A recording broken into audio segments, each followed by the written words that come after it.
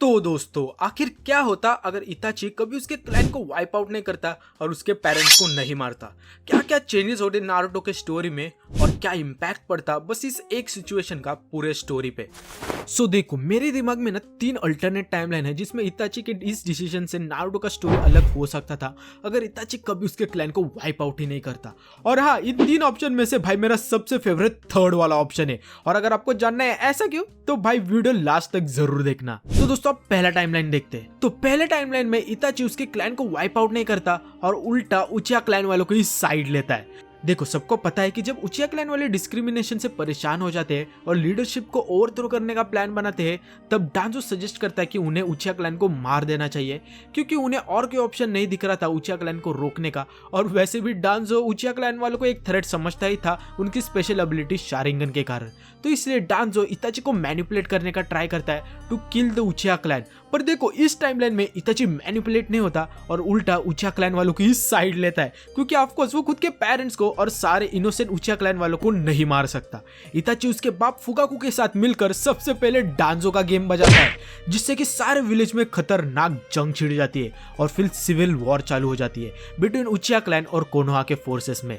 इसके बाद फुकाकू नारुतो को किडनैप करता है और अपने शारिंगन के मदद से नारुतो के अंदर से कुरामा को बाहर निकालता है और फिर वो कुरामा को कोनोहा पे छोड़ देता है टू डिस्ट्रॉय द विलेज। ये सिविल वॉर कई दिनों तक चलती है बिटवीन उचिया क्लैन मेंबर्स और कोनोहा के फोर्सेस में। और इसी दौरान नो डाउट दोनों साइड कैजुअलिटी होती है और बहुत सारे इनोसेंट लोग भी मारे जाते हैं फ्रॉम बोथ दी साइड, चाहे वो उचिया क्लैन वाले हो या फिर कोनोहा के बाकी के क्लैन के लोग। और इसी वॉर में बहुत ज्यादा चांसेस है कि हमारे बहुत सारे मेन कैरेक्टर जैसे कि नारुतो, साकुरा, रॉक ली, काकाशी, शिकमारू, चोजी ये सब मर जाएंगे। वेल ये सिविल वॉर के एंड में नो डाउट उचिया क्लैन वाले जीत जाते हैं क्योंकि ऑफकोर्स उनके पास कुरामा था और फिर कोनोहा पे कब्जा कर लेते हैं। पर देखो भले ही उचिया क्लैन वाले ये वॉर जीत जाते और उन्होंने बहुत ही ज्यादा डैमेज झेला होता है और उनके लोग भी पहले से बहुत ज्यादा कम हो गए रहते हैं वॉर में मरने के कारण। इसके साथ साथ पूरा कोनोहा विलेज भी डिस्ट्रॉय हो गया होता है और बहुत ही ज्यादा कमजोर भी। तो इसी कमजोर टाइम का फायदा उठाने के लिए बाकी सारे विलेज जैसे कि विलेज ऑफ सैंड, मीस, स्टोन एक्सेट्रा सारे कोनोहा पे अटैक कर देते हैं टू इंक्रीज देयर पावर और फिर ultimately 4th great Ninja war शुरू हो जाता है। और नो डाउट ये वॉर कोनोहा हार जाती है क्योंकि देखो उन्होंने पहले इतना इंटरनली डैमेज झेला था और इतने लोग मारे जा चुके होते हैं कि वो दूसरे विलेजेस से खुद को डिफेंड ही नहीं कर पाते और फिर इवेंचुअली पूरा कोनोहा डिस्ट्रॉय हो जाता है या फिर किसी विलेज के अंडर कंट्रोल में आ जाता है। और हमारे बहुत सारे मेन कैरेक्टर्स और उचिया के बहुत सारे लोग चाहे वो इताची हो, फुगाकू, इधर वो मर जाएंगे या फिर उन्हें बंदी बनाकर रखेंगे और फिर स्टोरी इधर ही खत्म हो जाएगा। और हाँ, अगर मैं बात करूँ इस टाइमलाइन में ओबिटो और आकात्सुकी का क्या होगा तो आई थिंक वो कभी इतने स्ट्रॉन्ग ही नहीं हो पाएंगे क्योंकि उनके पास ऑफकोर्स इताची तो होगा ही नहीं और ऊपर से बहुत ज्यादा चांसेस है कि वो इस वॉर के दौरान ही मर जाएंगे। इसका मतलब है कि भाई ज़ेत्सु भी अपना असली रंग नहीं दिखा पाएगा और कागुया को भी रिवाइव नहीं कर पाएगा। वेल आई नो ये अच्छा टाइमलाइन नहीं है क्योंकि भाई इस टाइमलाइन में कोई जिंदा ही नहीं बचता है, पर हम सबको पता है कि इताची ऐसा कभी नहीं करेगा और अगर ये टाइमलाइन होती भी तो भाई सीरीज शुरू होने से पहले ही खत्म हो जाती एक सीजन में। वेल छोड़ो, अब हम सेकंड टाइमलाइन देखते हैं। ये भी कोई अच्छी टाइमलाइन नहीं है पर ये पहले से तो ठीक ही है। सो देखो इस टाइमलाइन में इताची उसके क्लैन को वाइप आउट नहीं करता पर उसका ये मतलब भी नहीं है कि वो उचिया क्लैन वालों की साइड लेता है और डांजो को मार देता है। उल्टा इताची इस टाइमलाइन में खुद को ही मार देता है। आई मीन ये भी कोई अच्छी टाइमलाइन नहीं है पर स्टिल। वेल देखो स्टार्टिंग में तो भाई इताची फुल ट्राई करता है उसके बाप को समझाने का और कूप डेटा रोकने का, पर इताची उसके बाप को नहीं समझा पाता और उसके साथ डांजो और हिरोजन को भी समझाने का ट्राई करता है पर वो भी नहीं मानते और फिर डांजो भी मैनिपुलेट करने का ट्राई करता है इताची को कि उसको उसके फैमिली और पूरे क्लैन को एग्जीक्यूट करना पड़ेगा अगर उसको फ्यूचर वॉर को होने से रोकना है तो। सो इस टाइमलाइन में इताची को कुछ समझता नहीं कि क्या किया जाए क्योंकि वो उसके पेरेंट्स और इनोसेंट उचिया वालों को नहीं मार सकता और ना ही वो उसके एल्डर्स के ऑर्डर को मना कर सकता है to stop the coup d'etat. और इसी टेंशन में पहले से इताची होता है कि तभी उसके सामने शिशु भी अपने आप को मार देता है और यही देख के इताची और भी ज्यादा डिमोटिवेट हो जाता है और सोचता है कि अगर वो भी खुद को मार लेगा तो शायद से उचिया क्लैन वाले कूप डेटा का प्लान रोक देंगे और शांत हो जाएंगे। क्योंकि देखो जब शिशुई की डेथ हुई थी तब इताची ने विलेज के एल्डर्स को बोला था कि सिंस शिशुई एक कोर मेंबर था उचिया क्लैन का तो उसकी डेथ से उचिया क्लैन वाले बहुत ही ज्यादा दुखी हो गए थे और उनकी फाइटिंग स्पिरिट भी कम हो गई थी। तो इसका मतलब अगर इताची भी सुसाइड कर लेगा जो कि फुगाकू का बेटा है और ऊपर से फुगाकू उचिया क्लैन का लीडर भी है तो at least for the time being Fugaku coup d'etat का प्लान ड्रॉप कर देगा और इसलिए फिर इताची खुद को मार देता है इन होप कि कूप डेटाट रुक जाए, जो कि एक्चुअली फुगाकू करता भी है और सभी उचिया क्लैन मेंबर को बोल के कूप डेटाट रोक देता है। तो देखो इताची के डेथ के बाद कूप डेटाट तो रुक जाता है, पर इसके साथ साथ अगर हम बात करें सास्के की तो वो भी बहुत ही ज्यादा सैड हो जाता है, क्योंकि ऑफ कोर्स उसका भाई इताची नहीं रहा और ऊपर से उसको पता भी नहीं होता है कि उसके भाई इताची ने खुद को मारा है क्यों। और इसी वजह से सास्के हमेशा इसी थॉट में रहता है कि उसे कुछ भी करके उसके भाई इताची की डेथ का असली सच जानना है। वेल देखो इसके बाद अगर हम बात करें ओबिटो और अकात्सुकी की तो ओबिटो तो फुल फायदा उठाता है इस सिचुएशन का और उल्टा वो मैनिपुलेट करता है सास्की को ये बोल के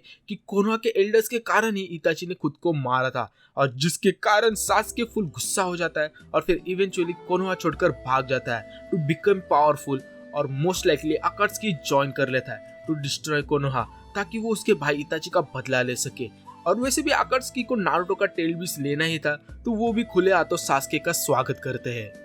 वेल इसके बाद फिर नारुतो और बाकी सब ट्राई करते हैं टू ब्रिंग बैक सास्के, पर वो फेल हो जाते हैं और फिर मोस्ट लाइकली ये टाइमलाइन भी ओरिजिनल स्टोरी के तरह ही चलेगी। द ओनली थिंग इस टाइमलाइन में सास्के प्रॉपर विलन बन जाएगा, जिसका एक ही एम होगा, that is to destroy Konoha. और सिंस सास्के अकात्सुकी के साइड होगा तो मोस्ट लाइकली अकात्सुकी भी स्टार्टिंग में ही नारुतो से कुरामा ले लेंगे, क्योंकि इताची एक बहुत बड़ा रीजन था कि वो नारुतो को सबसे पहले टारगेट नहीं किए थे ओरिजिनल स्टोरी में। पर सिंस इताची नहीं है तो वो डेफिनेटली कोनोहा पे जल्दी अटैक करेंगे और इस सिचुएशन में बहुत ज्यादा चांसेस है कि हमें पेन आर्क के वक्त पेन के साथ साथ सास्के भी दिखेगा और इस फाइट में हमें पेन सास्के वर्सेस नारुतो दिखेगा। और मोस्ट लाइकली इस फाइट में अकात्सुकी नारुतो से कुरामा ले लेंगे और सास्के भी पूरा कोनोहा डिस्ट्रॉय कर देगा और डांजो और हिरोजिन को मार देगा और फिर सास्के का बदला पूरा हो जाएगा। और फिर इसके बाद ओरिजिनल स्टोरी की तरह अकात्सुकी बाकी सारे नेशन से भी टेल बीस कैप्चर कर लेंगी और फिर फाइनली वॉर डिक्लेयर कर देंगी और फिर फोर्थ ग्रेट निंजा वॉर शुरू हो जाएगा।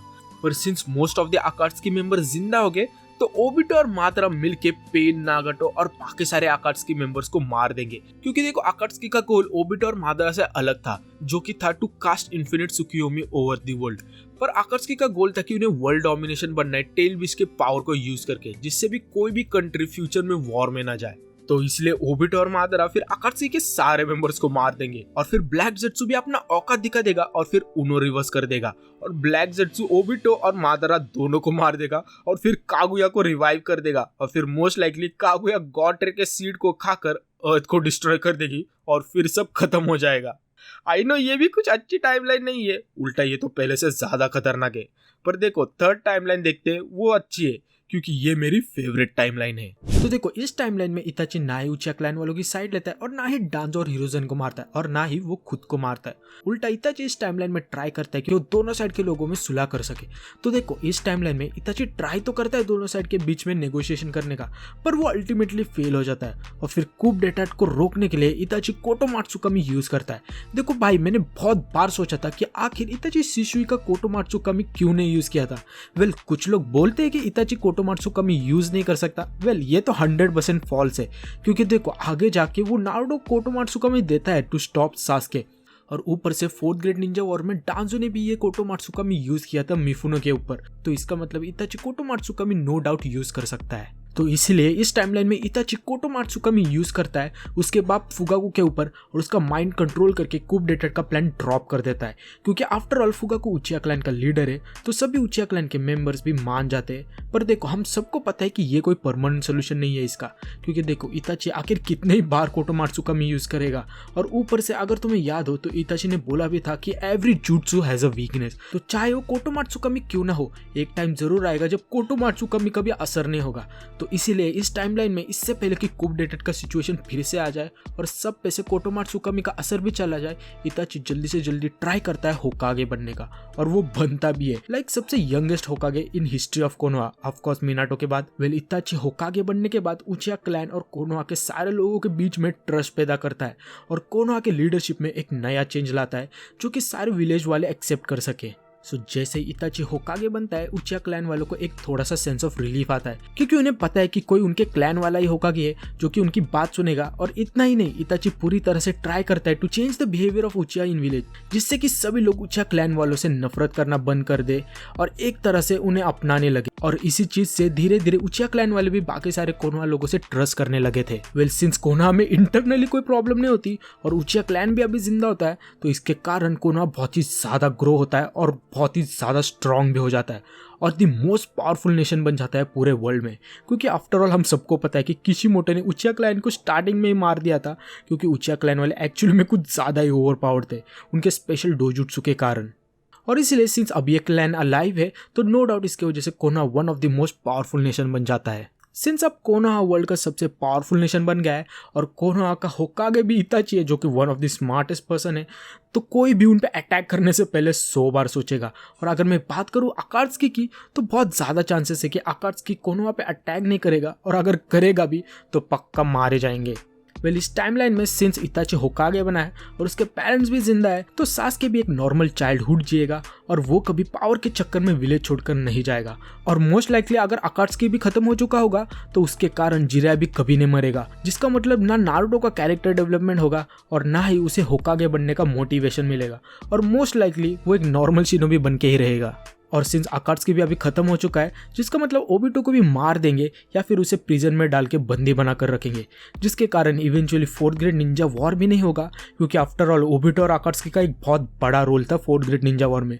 और फिर हरामी जेट्सु भी अपनी औकात नहीं दिखा पाएगा और कागुया को भी रिवाइव नहीं कर पाएगा और यहाँ पे स्टोरी नारुतो शिपुडेन की जगह इताची शिपुडेन बन जाएगा और स्टोरी यहाँ पे खत्म हो जाएगा। तो दोस्तों ये टाइमलाइन नो डाउट बाकी दो टाइमलाइन से तो अच्छी ही है और बहुत लॉजिकल भी। तो भाई तुम्हारा सबसे फेवरेट टाइमलाइन कौन सा है और तुम्हारे ओपिनियन में आखिर क्या होता अगर इताची कभी उसके क्लैन को मारता ही नहीं, ये कमेंट सेक्शन में मुझे जरूर बताना। सो मिलते हैं नेक्स्ट वीडियो में, तब तक के लिए be the best, bye bye.